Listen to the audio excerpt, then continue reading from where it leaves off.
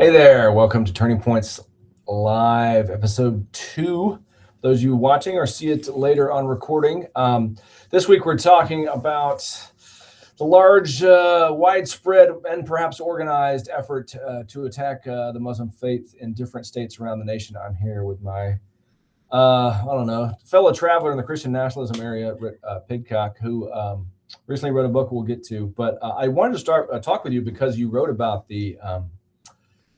we'll say the event that happened in Michigan. Could you set the scene for us?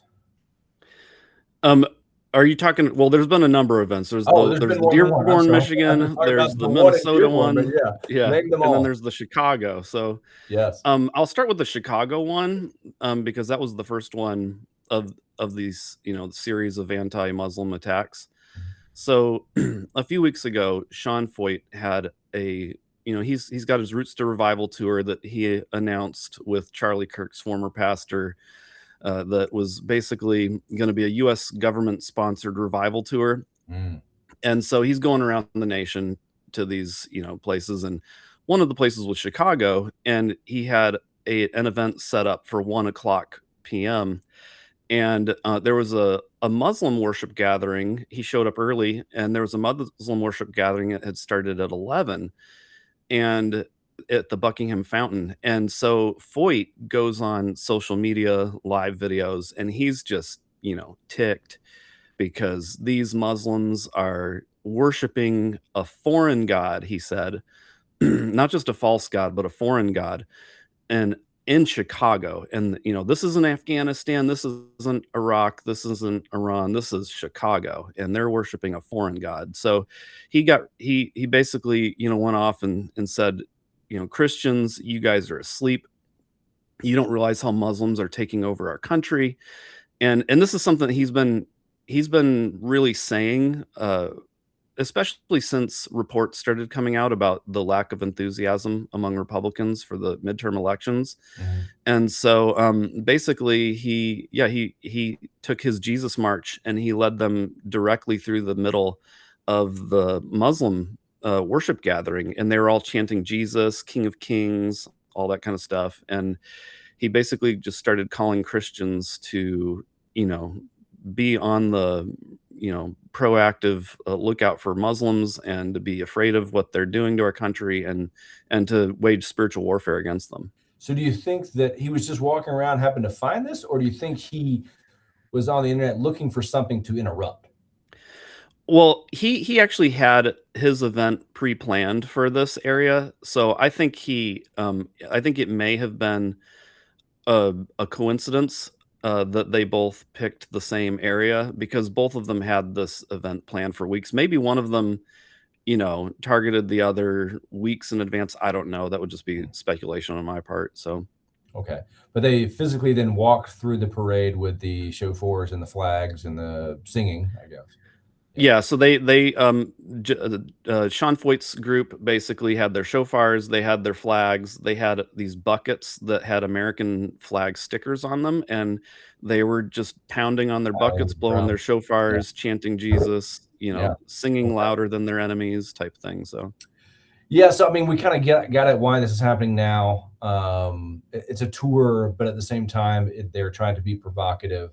And the thing in Dearborn, which viewers don't know, Dearborn is a very Muslim city now. Half the population attaches to that. So this right-wing provocateur, Jake Lang, shows up to speak at a city council meeting. And if I remember correctly, the purpose of the city council meeting was to, I guess I don't remember correctly at all. Do you remember what the city council was there to do?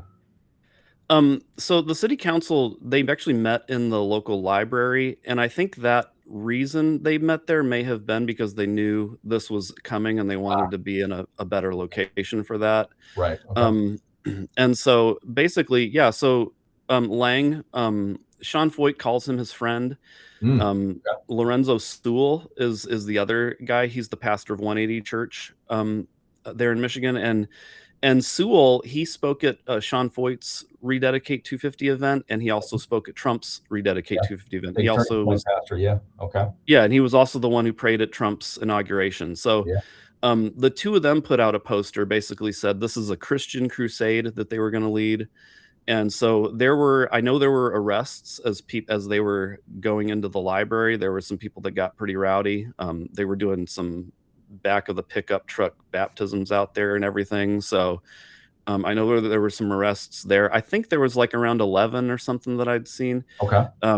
But yeah, then they went in there and they just both Sewell and Lang started going after the Muslims. Yeah, I in saw there. some video of the pastor, a black man from Detroit, and I mentioned that because in the video that I saw, he's talking to the city council or the people at the meeting, and he's like, and I didn't really follow, but maybe you can help me understand it. He was saying that to the Muslims in the room that black people had built Detroit and that Muslims were standing on the shoulders of those people. Did I hear that correctly? I couldn't understand what he was Yes. talking about in terms of why. I guess my question to you is, why is there a black Muslim hatred with this guy?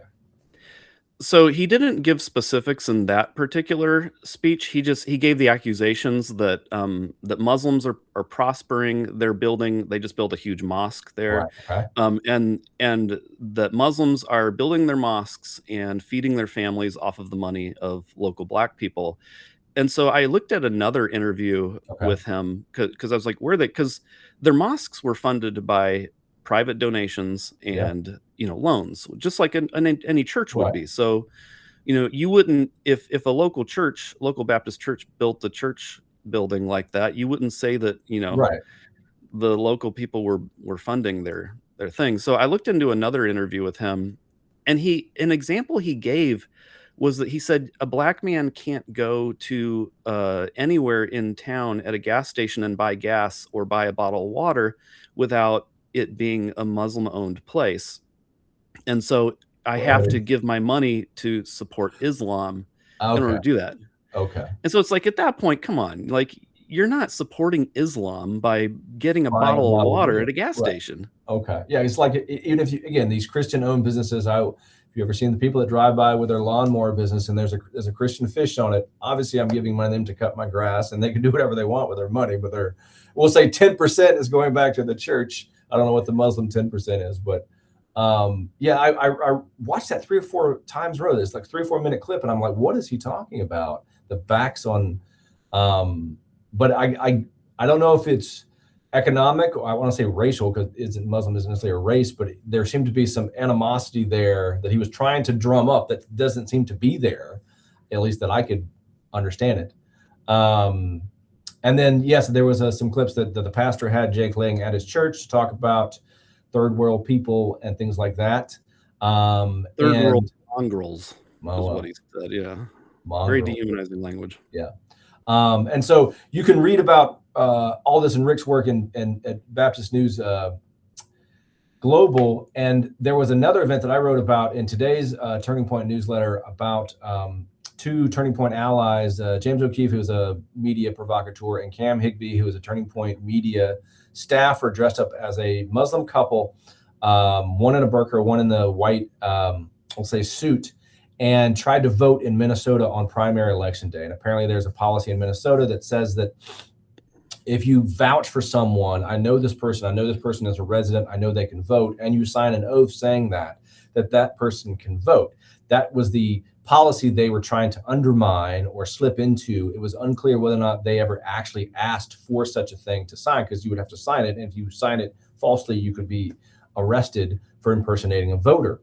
But they acted as a Muslim couple, basically to suggest that Muslims are invading the country and trying to vote. And this, of course, they were, I guess, assuming that they were a couple who could not vote, and yet they were trying to vote. But it was all very performance, because they recorded it. They had the camera inside the burqa, and they kept talking to people. This is another example of ways in which, just again, it was very organized, because all these groups are networked together, of finding ways to bring up the same topic again and again. And then the last thing, of course, is Erica Kirk, the new CEO of Turning Point,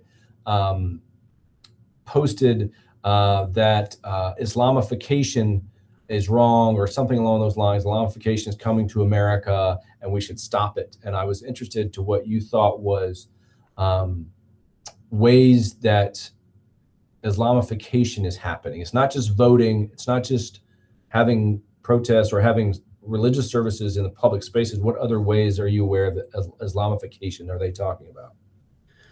So they keep coming up with a lot of these things. Like one of the things that Lang brought up in his speech at Dearborn, for example, was he said that that they just passed a law promoting animal sacrifice, for example. And so I looked into it, and there was a law that was passed that allowed for animal sacrifice in a local Michigan city. But it was basically what it was doing was it was regulating it, saying that if you're going to do an animal sacrifice for religious purposes, you need to follow these guidelines. You need to Right. submit, Yeah. to people looking in and making sure Mhm. everything's being done with health and safety Yeah. regulations. Right. But that was in 2023. Mm. And then there was also a Supreme Court ruling about it that was 9-0 allowing people to do it for religious purposes, but that was 1993.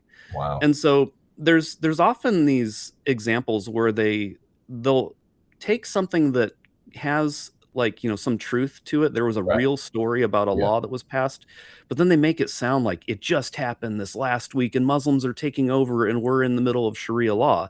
Mm. And that's just drumming up all kinds of fear that's completely baseless. Yeah. Again, if you didn't notice, Donald Trump said he would sign a law that banned Sharia law if it ever came to his desk. Many other state governors has said the same thing, or in fact have said that. I think the Sewell said they were under Sharia law in Dearborn. I didn't know how that was true. And we should note, of course, that 9/11, the anniversary, the 25th anniversary of 9/11 is coming up. Jake Lang suggested he was going to have a march on New York City to end at City Hall. It's installed a new mayor. So a lot of things would come up in the next few days. I met perhaps on purpose to meet that thing. But the most interesting thing to me about all this was the land, was the taking back of the land. We're being overrun, we're being invaded, and we need to physically push people out of the way or invade their parade to show that we own this land. It's very gang oriented. I don't mean that derogatory, that's gang's own territory. But you pointed out that is a weapon in the worship wars. Could you talk more about that?